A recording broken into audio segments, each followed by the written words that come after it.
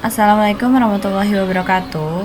Halo semuanya, perkenalkan nama saya Sepia Nur Fikria dari kelas R2H, Fakultas Pendidikan Bahasa Indonesia di Universitas Indah Prasta PGRI.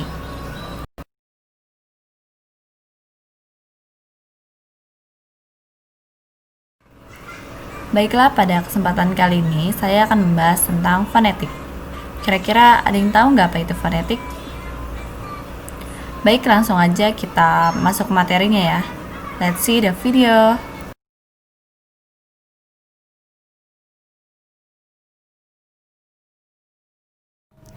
Yang pertama, kita akan membahas tentang pengertian fonetik.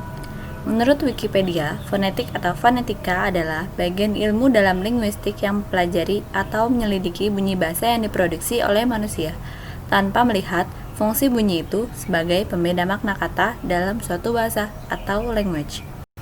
Ilmu fonetika menyelidiki bunyi dari sudut pandang tuturan atau ujaran, atau yang disebut dengan parol. Di sisi lain, fonologi adalah ilmu yang berdasarkan fonetik dan mempelajari sistem fonetika. Sedangkan menurut KBBI, fonetik adalah yang pertama, bidang linguistik tentang pengucapan atau penghasilan bunyi ujar, dan yang kedua, sistem bunyi suatu bahasa. Objek penelitian fonetik adalah font, yaitu bunyi bahasa yang pada umumnya tanpa memperlihatkan apakah bunyi itu mempunyai fungsi sebagai pembeda makna kata atau tidak. Sebaliknya, objek penelitian fonemik adalah fonem, yaitu bunyi bahasa yang dapat atau berfungsi membedakan makna kata. Baik, yang kedua, kita akan membahas tentang pengertian fonetik menurut para ahli.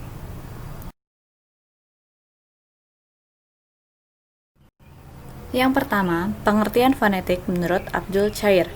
Fonetik adalah cabang kajian linguistik yang meliputi bunyi-bunyi bahasa tanpa melihat apakah bunyi-bunyi itu dapat membedakan makna kata atau tidak. Hal ini berbeda dengan fonemik, yang meneliti bunyi-bunyi bahasa dengan melihat bunyi itu sebagai satuan yang dapat membedakan makna kata. Yang kedua, pengertian fonetik menurut O'Connor dan Ladefoch. Fonetik merupakan bidang kajian pengetahuan atau sains yang menelaah bagaimana manusia menghasilkan bunyi-bunyi bahasa dalam ujaran, menelaah gelombang-gelombang bunyi bahasa yang dikeluarkan, dan bagaimana alat pendengaran manusia menerima bunyi-bunyi bahasa untuk dianalisis oleh otak manusia.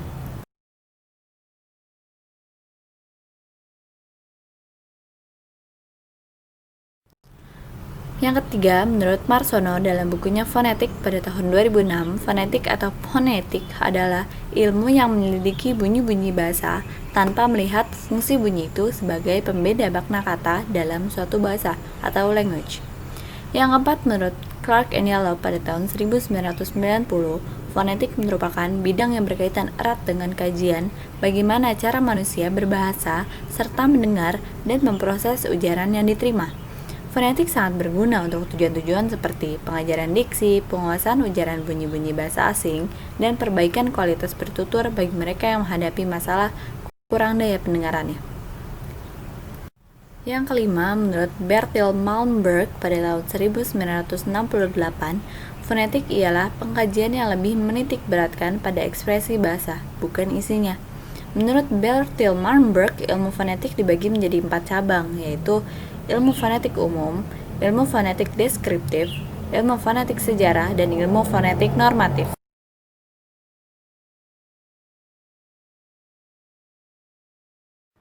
Yang keenam, menurut Dr. Andes A. Chaidar Al-Wasilah dalam bukunya Linguistik Suatu Pengantar pada tahun 1983, fonetik adalah bagian dari linguistik yang mempelajari proses ujaran. Selanjutnya, menurut Mas Nur Muslis pada tahun 2008 dalam bukunya Fonologi Bahasa Indonesia, fonetik adalah bidang kajian ilmu pengetahuan atau sains yang menelaah bagaimana manusia menghasilkan bunyi-bunyi bahasa dalam ujaran, menelaah gelombang-gelombang bunyi bahasa yang dikeluarkan, dan bagaimana alat pendengaran manusia menerima bunyi-bunyi bahasa untuk dianalisis oleh otak manusia. Dan yang terakhir, menurut Profesor Dr. Harimurti Kridalaksana dalam Kamus Linguistik halaman 63, fonetik adalah sistem bunyi suatu bahasa.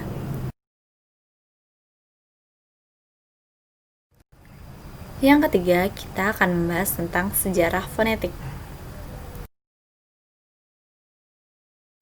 Ilmu fonetika pertama kali dipelajari sekitar abad ke-5 sebelum Masehi di India kuno oleh Panini, sang resi yang mempelajari bahasa Sanskerta. Semua aksara yang berdasarkan aksara India sampai sekarang masih menggunakan klasifikasi Panini ini, termasuk beberapa aksara Nusantara.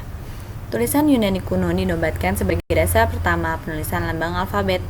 Fonetika modern diawali oleh Alexander Melville Bell melalui bukunya Visible Speech pada tahun 1867 yang memperkenalkan suatu sistem penulisan bunyi-bunyi bahasa secara teliti dan teratur. Ilmu fonetik kemudian berkembang dengan pesat di akhir abad ke-19 akibat ditemukannya fonograf yang membantu perekaman bunyi-bunyi bahasa. Berkat alat tersebut, fonetisi dapat mempelajari bunyi-bunyi bahasa dengan lebih baik, mudah, dan akurat dari sebelumnya.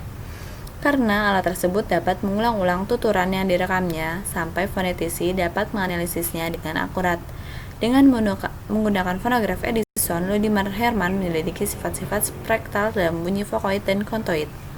Dalam karya ilmiahnya, istilah Forman diperkenalkan. Hermann juga memutar-mutar bunyi-bunyi vokoid menggunakan fonograf Edison dalam berbagai kecepatan dalam rangka menguji teori Willis dan Wheatstone mengenai produksi bunyi vokoid.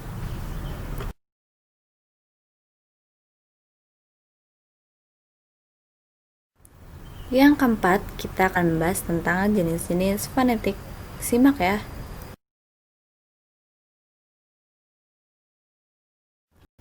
Yang pertama, ada fonetik artikulatoris. Fonetik artikulatoris disebut juga fonetik organis atau fonetik fisiologis, di mana fonetik ini meneliti bagaimana bunyi-bunyi bahasa itu diproduksi oleh alat-alat ucap manusia. Pembahasannya meliputi masalah alat-alat ucap yang digunakan dalam memproduksi bunyi bahasa itu. Antara lain yang pertama, bagaimana bunyi bahasa itu dibuat. Yang kedua, mengenai klasifikasi bunyi bahasa yang dihasilkan serta apa kriteria yang digunakan berdasarkan artikulasinya. Yang ketiga, mengenai silabel atau suku kata. Silabel atau suku kata adalah unit pembentuk kata yang tersusun dari satu fonem atau urutan fonem. Dan yang terakhir mengenai unsur-unsur atau ciri-ciri suprasegmental seperti tekanan, jeda, durasi, dan nada. Yang kedua yaitu fonetik akustik. Fonetik akustik yaitu fonetik yang optiknya adalah bunyi bahasa ketika merambat di udara. Pembahasannya antara lain meliputi: yang pertama, gelombang bunyi beserta frekuensi dan kecepatannya ketika merambat di udara. Yang kedua, mengenai tekanan. Dan yang ketiga, mengenai intensitas bunyi.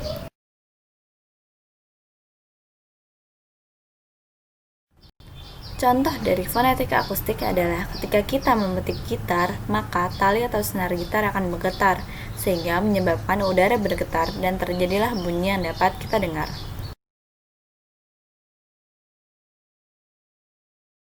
Yang ketiga yaitu fonetik auditori. Fonetik auditori meneliti bagaimana bunyi-bunyi bahasa itu diterima oleh telinga, sehingga bunyi-bunyi itu didengar dan dapat dipahami. Dalam hal ini tentunya pembahasan mengenai struktur dan fungsi alat dengar yang disebut telinga itu bekerja, bagaimana mekanisme penerimaan bunyi bahasa itu sehingga bisa dipahami. Dari ketiga jenis fonetik itu jelas yang paling berkaitan dengan ilmu linguistik adalah fonetik artikulatoris. Karena fonetik ini sangat berkenaan dengan masalah bagaimana bunyi bahasa itu diproduksi atau dihasilkan. Sedangkan fonetik akustik lebih berkenaan dengan kajian fisika yang dilakukan setelah bunyi-bunyi itu dihasilkan dan sedang merambat di udara. Selanjutnya, kita akan membahas tentang contoh kalimat ambiguitas fonetik dalam bahasa Indonesia. Sebelumnya, ada yang tahu nggak apa itu kalimat ambiguitas? Dalam KBBI atau Kamus Besar Bahasa Indonesia, ambiguitas memiliki dua pengertian.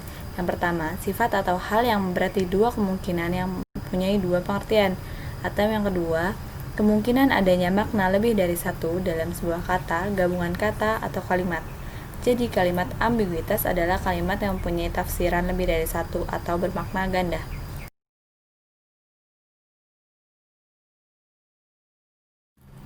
Contoh yang pertama yaitu dia mengatakan bahwa aku bisa. Kata bisa mempunyai dua makna, yaitu mampu atau dapat dan racun. Yang kedua, semalam Salma mendapat salam dari Marcel. Terdapat dua makna yang dimiliki kata salam pada kalimat di atas, yakni sapaan dan nama bumbu dapur. Yang ketiga, itu memang hakmu. Hak pada kalimat di atas mempunyai dua arti, yakni milik dan bagian sepatu wanita. Yang keempat, dia memang beruang. Pada kalimat di atas, kata beruang bisa diartikan memiliki uang atau kaya, atau nama seekor binatang. Yang kelima, kami mempunyai jarak. Kata jarak yang tertera pada kalimat di atas bisa bermakna rentang wilayah atau nama sejenis tumbuhan. Yang keenam, bulan telah tiba. Kata bulan bisa bermakna satelit alami yang mengelilingi bumi atau penyebutan periode dalam kalender. Yang ketujuh, kalau dapat gaji, langsung tabung ya. Tabung bisa bermakna menyimpan uang atau bangun ruang berbentuk silinder. Yang delapan, kita sudah jamak. Jamak bisa bermakna dua hal.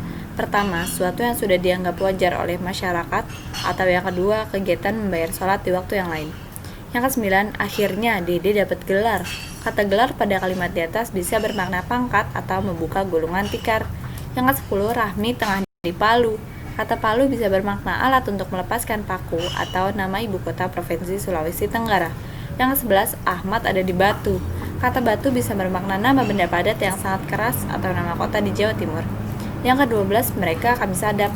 Sadap bisa bermakna mengambil informasi diam-diam atau aktivitas mengumpulkan getah karet. Yang terakhir, Lola mendapatkan bunga. Pada kalimat tersebut, kata bunga bisa bermakna tanaman yang indah dan berwarna atau imbalan yang digunakan pada penggunaan uang atau modal di bank.